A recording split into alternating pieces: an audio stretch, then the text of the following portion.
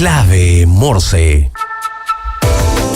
9:34 minutos, seguimos en Clave Morse, programa que trata de decodificar la economía desde del análisis más duro de lo que va a ser el informe la tarde del Banco Central. Nos vamos a algo mucho más, no sé cuál es la palabra decirlo.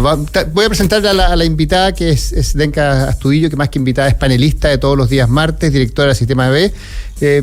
Claro, la economía dura, las tasas, los números son una cosa, pero la economía B, la economía sostenible, la economía sustentable es otra cosa que es distinto, que es un cambio cultural. Denka, ¿cómo estás? Muy bienvenida. Muy bien, Rodrigo, qué gusto. Sí, pues compartir contigo. No, para nada, pero muy bien, me encantan los cambios. Así es, el cambio, como el cambio que lideran ustedes, Sistema B, porque más que un cambio, más que un cosmético, es un cambio cultural. ¿Cómo, si tuviéramos que, yo sé que todavía no termina el 2024, pero si tuviéramos que hacer un resumen, un análisis de lo que fue el sistema, o sea, el 2024 para el Sistema B, cómo creció, cómo avanzó, en qué avanzamos más rápido, en qué nos quedamos un poquito más detenidos, hacia dónde les gustaría ir?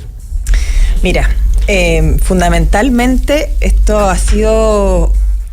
Lo más importante, yo creo, es el mayor interés que hay por tomar estos temas, el que se nota que en la economía en general, los negocios, las empresas, esto ya no es algo alternativo, no es que o lo tomo o lo dejo, sino que todos de alguna forma están intencionando avanzar en cómo incorporar ciertos criterios de sostenibilidad.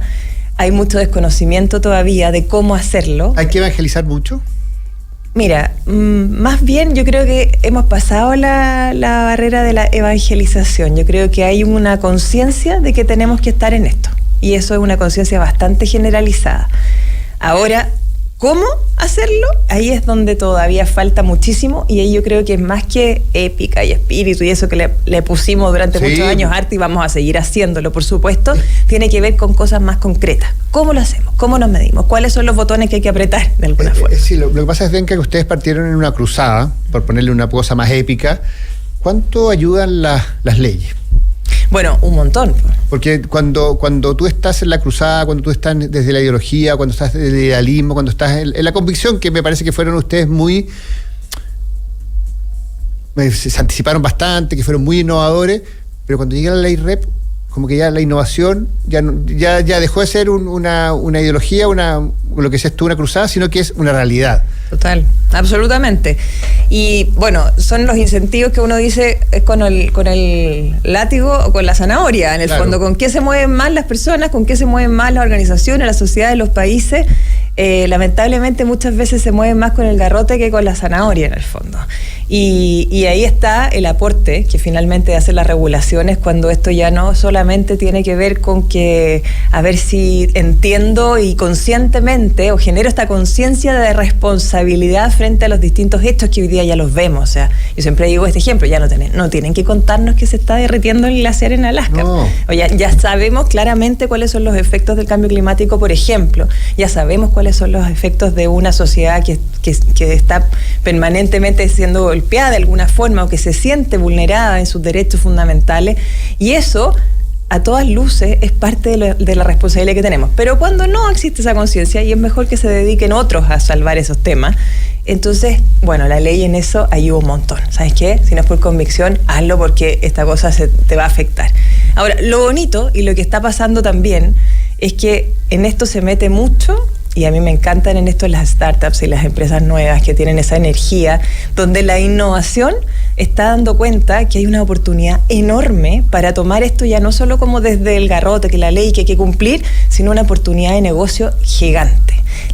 Todos los temas de economía circular, todos los temas de renovación energética, en el fondo, cambiar la materia energética, todos los temas incluso de cómo considerar las distintas posibilidades sociales que hay dentro de una empresa, los temas de equidad de género.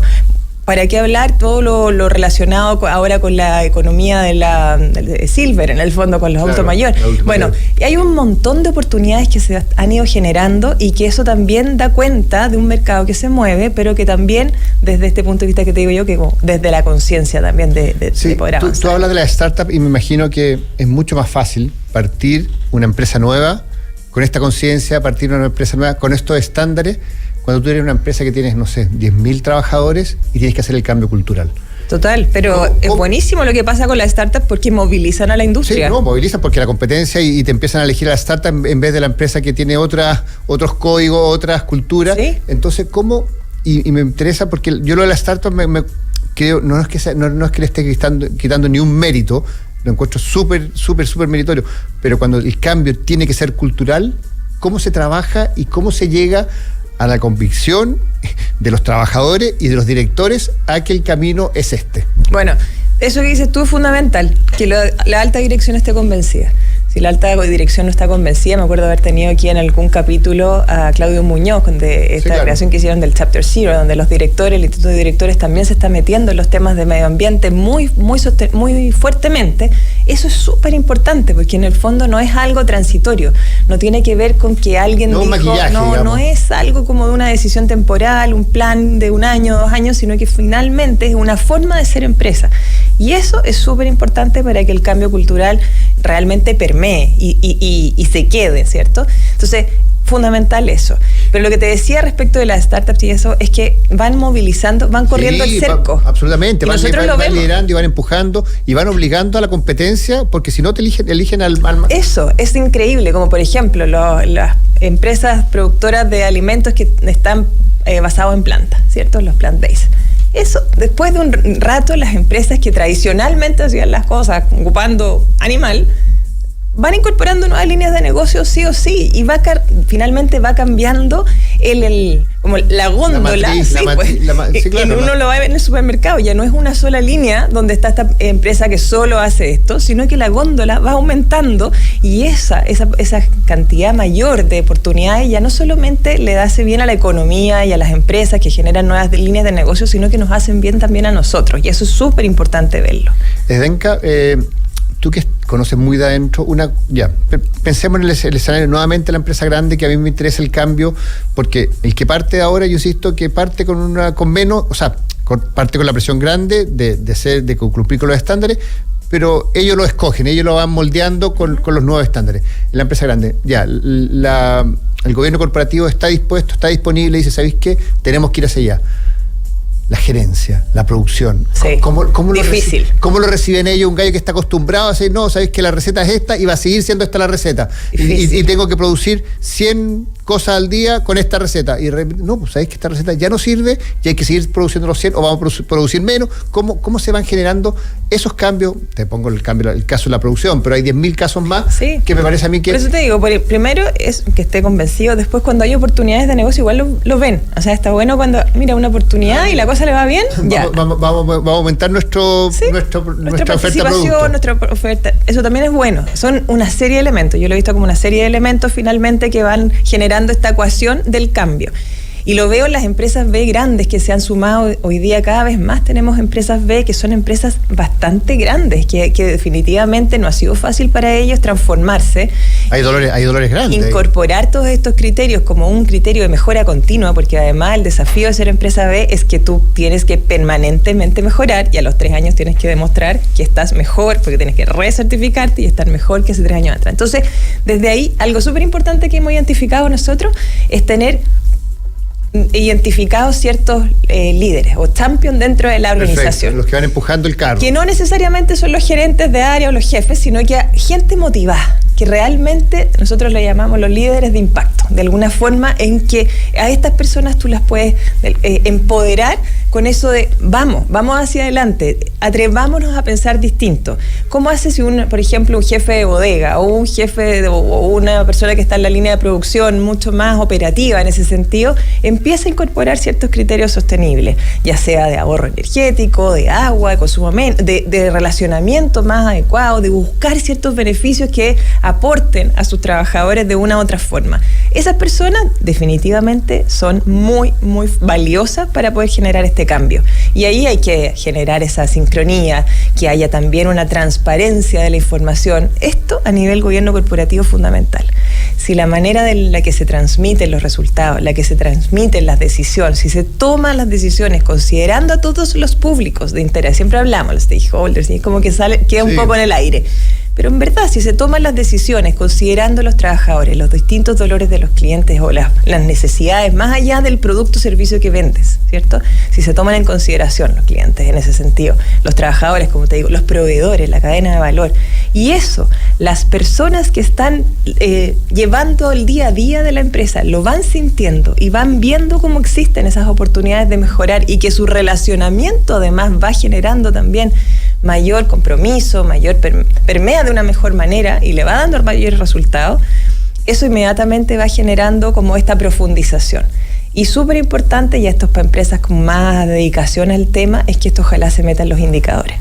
Porque cuando empiezas a medir también por impacto y no solo por resultado. O sea, que dentro del KPI de la empresa esté. Claro, cómo te fue en el fondo, cómo estuviste. ¿Cuánto avanzamos? ¿Cuánto avanzaste? ¿Cuánto fue el ahorro de agua? ¿Cuánto es lo que disminuir? Hay un dato duro, súper importante, que es económico desde siempre, que es la rotación.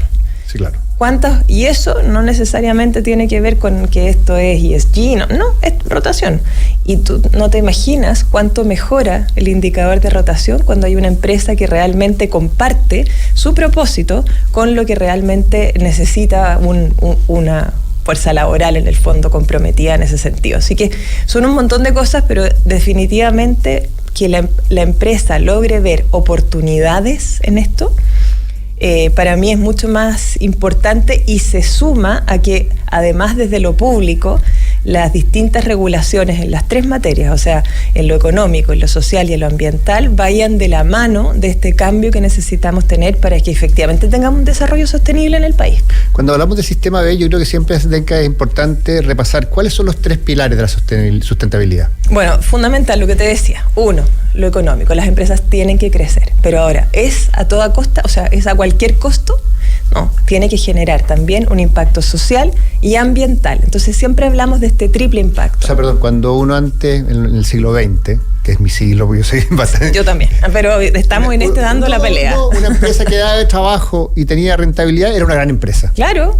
Bueno, de hecho, tú sabes que las empresas B o el movimiento B surge justamente de esa redefinición del éxito de la economía, de la empresa, de los negocios. Porque, o sea, yo creo que no están muy lejos. O sea, una empresa que daba trabajo y le daba al fin buena vista, un buen resultado. Un buen resultado, sí. Y le podía dar dividendo a su... Listo, check. Empresa es la mejor empresa.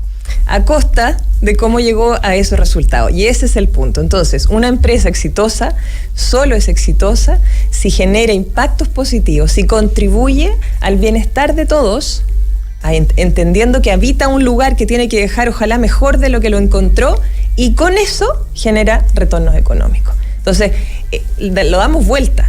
Dado que genero impactos positivos a mi entorno, sociales, ambientales, esto también puede ser parte y es parte de la forma en la que yo genero en negocio y rentabilidad. Y si yo crezco considerando esto, mucho mejor, pues si a una empresa le va bien, que está comprometida con el planeta, que está comprometida con las personas que los rodean, con las comunidades, que eso es súper importante también. Sí, me imagino. Y le va bien, significa que esto está generando un impacto directo a quienes están alrededor. Entonces, esa es un poco la dinámica, entender que no puede ser... Esos son los pilares de un poco de todo este nuevo... No puede haber un éxito, no puede ser una empresa exitosa que esté desandando en el fondo, no contribuyendo con lo que realmente a todos nos importa, porque todos queremos estar mejor, ¿o no? O sea, todos queremos mejorar, todos queremos tener una empresa exitosa, todos queremos, pero ¿a qué precio, a qué costa y cómo? Y todos queremos también un lugar donde podamos habitar, donde pensemos en que nuestros nietos efectivamente también tengan esa posibilidad de ir a una playa, en el fondo, por ejemplo, a un campo, en que no esté totalmente... cortado, o sea, talado, que no estés una playa sin playa, ahora has visto, o sea, cómo se han retrocedido, a un lugar donde las temperaturas estén adecuadas, donde no haya basura, donde podamos entender que la manera de relacionarnos no sea una manera tóxica. Entonces, en eso tenemos mucho que hacer y por eso las empresas sentimos que es absolutamente necesario que ya no solamente opten por esto, sino que se convenzan de que es parte fundamental de la responsabilidad que tiene la empresa como un ciudadano más de la sociedad. Metámonos un poquito en lo que han sido los cambios, un poquito normativos. Ya hiciste al comienzo un poquito lo importante que era que esto viniera apoyado por ciertas rayadas de cancha, la ley REP. ¿Cómo funcionó la ley REP? Bueno, la ley REP ha ayudado muchísimo a incorporar, y todo lo que estábamos hablando en general, pero que esta responsabilidad extendida del productor pueda entenderse como algo que realmente me afecta. Realmente como empresa tengo que hacerme cargo desde donde vienen los productos hasta donde terminan. Y no lo produje y listo, chao. O sea, el despacho no queda, el producto no deja de ser tuyo cuando lo despachaste. Y es tan increíble, uno lo piensa y es obvio. Yo trabajé mucho en el retail, importando muchas cosas desde China y de distintas marcas, de distintos proveedores. Y, te insisto, nadie se hacía cargo, era como, es de todo, no es de nadie. Es de nadie, listo, se acabó, sí, ahí está. ¿O no? No es mi problema, será del otro. Es lo mismo que culturalmente nos pasa cuando tú cambias tu colchón y lo dejas afuera. A mí eso me ha sorprendido siempre. Algo lo va a retirar. Lo dejas afuera de la calle, ¿qué es eso? O sea, yo siempre digo, ¿cómo uno se puede desentender tanto de que dejas en la calle? Bueno, alguien pasará. ¿A alguien le va a servir? Pero confiando en el universo, ¿no? Para que ojalá alguien pase y no esté el colchón ahí una semana. Ojo, yo viví fuera de Chile, viví en Estados Unidos 2 años y no es una cultura nuestra. Sociedad en general. No estoy para nada justificando un hecho, estoy solamente ratificando que es una cultura mundial. Sí. O sea, y yo creo que es más, más afuera es peor todavía. Pero tiene que ver con esto. Sí, la problemática, porque cuando hablamos de sistema B, no estamos hablando de un problema de Chile, estamos hablando de un problema global. Sí, mundial. Pero claro, tiene que ver con esto, con cómo yo, si lo terminé de usar, ya no es mi problema, listo, se acabó. Y eso tiene que ver mucho con esto. Entonces, mira, impactos positivos. Yo aquí traje un par. La tasa de reciclaje ha aumentado en un 20% en comparación con niveles anteriores a la implementación de la ley. Genial que en el fondo las personas empecemos a hacernos cargo y darnos cuenta de que no puedo tirar toda la basura, de que estoy generando un problema mayor al que existía. Entonces, eso es súper importante. Disminución de 15% en la cantidad de residuos plásticos de un solo uso. También, el otro día, una anécdota, yo estaba arreglando ahí una bodega y tenía una caja gigante de elementos de cumpleaños. De mis niños cuando eran chicos, en el fondo, que fueron, claro, pero que nunca ocupé, que uno compra de más. Sí.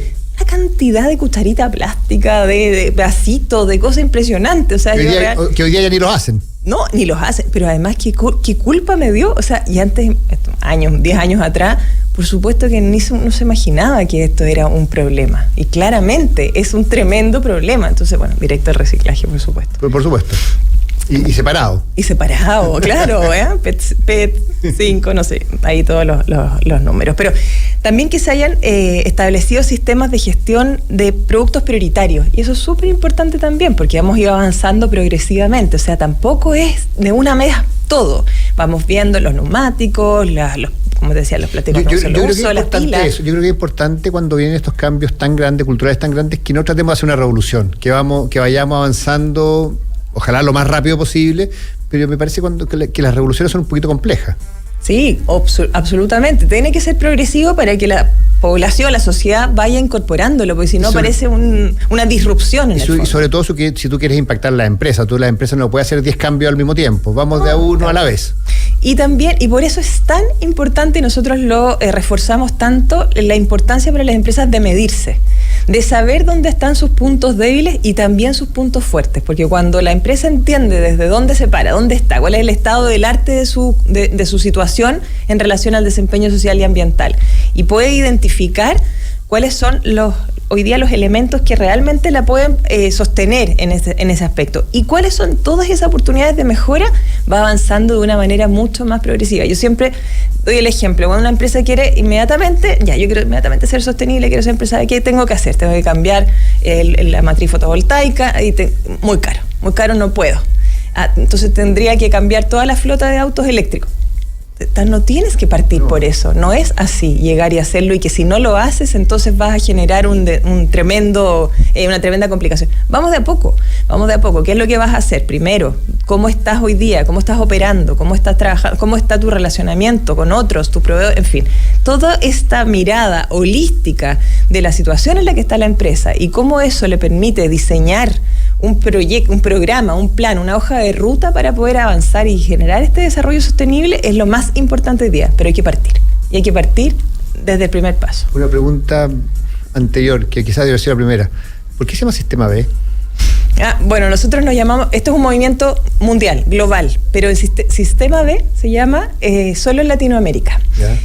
¿Por qué? Porque se considera que efectivamente la empresa tiene un rol fundamental en esto y es importante que la empresa cambie su forma de hacer las cosas, pero no es la única que tiene que cambiar. Esto es un movimiento generalizado. Necesitamos al mundo público, necesitamos estas regulaciones, tienen que cambiar las reglas del juego también para que las empresas puedan operar de una manera distinta. Necesitamos la academia. Necesitamos que vayan generándose nuevos profesionales, incorporar estos elementos dentro de las mallas curriculares que también ha ido pasando, y esto es súper interesante como viéndolo hacia atrás durante el año, nos va viendo cómo las distintas materias, distintas carreras, tanto de pregrado como posgrado, van incorporando y hay un interés mayor. Bueno, la necesitamos, entonces desde la opinión pública, el que estemos aquí hoy día en la radio incorporando todos estos elementos como parte de la agenda pública es muy importante y falta muchísimo más en ese sentido. Necesitamos que el mundo de las comunicaciones vaya incorporando esto como parte del día a día y no solo como una moda y que empiece uno a escuchar todo el día que todas las empresas son sostenibles sino que efectivamente sea algo base. Nosotros como radio hemos ido avanzando un poquitito. De hecho tenemos un acuerdo con Bendito Residuo. Sí. Estás tú acá como panelista. Sí. Yo creo que una cosa es el actuar y otra cosa también es el comunicar. Y estos aportes son fundamentales porque los instalas. No es una vez, no es spot, una vez cada cierto rato, sino que los vas instalando. Entonces, como ves, es un ecosistema que se mueve. Y esta forma sistémica, en el fondo, donde no hay un cambio solo que hace es que la cosa definitivamente se transforme, sino que este cambio es un cambio sistémico, donde todos ponen de su parte y todos realmente hacen lo suyo para que esta transformación sea real y profunda. Para ir cerrando la conversación del día de hoy, Zdenka, ¿cuál es tu resumen del 2024? Mira, un año desafiante porque hemos tenido además, no ha sido un año fácil desde lo económico, por lo tanto las empresas en este mismo cambio cultural les cuesta invertir en esto. Cuando los años no son buenos económicamente, las empresas se preocupan de otros indicadores, digamos. Sí, sostenibilidad y capacitación se va para atrás.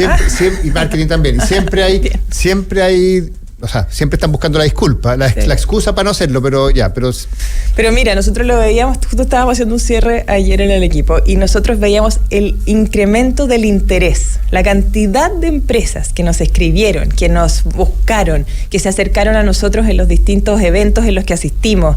Yo comentaba hace unos días el del ETM Day, la cantidad de personas interesadas, la cantidad de emprendimientos que nacen. Me ha llamado mucha gente diciendo, ¿sabes qué? Que estoy creando una empresa y necesito ponerle inmediatamente los estatutos B. ¿Dónde los busco? ¿Dónde está? Yo quiero que sea empresa B desde el principio.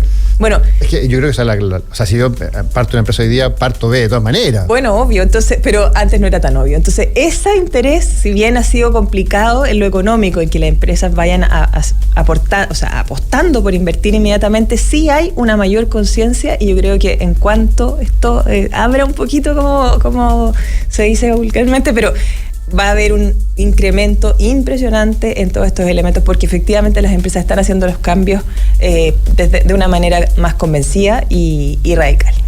Zdenka Zúbillo, directora de Sistema B, muchas gracias por el tiempo, muchas gracias por la generosidad de compartir todos estos contenidos y ya nos estaremos encontrando nuevamente. De todas maneras, muchas gracias, Rodrigo. Un gusto conversar contigo. Llegamos al final de esta edición de Clave Morse. Los dejamos ahora con Emprender es Clave, programa que conduce María José García. Nos vemos, que estén bien. Chau.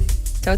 Comunidadfeliz.cl, plataforma para administradores de condominios, corredora de seguros, control de acceso para tu edificio y más. Presentó Clave Morse.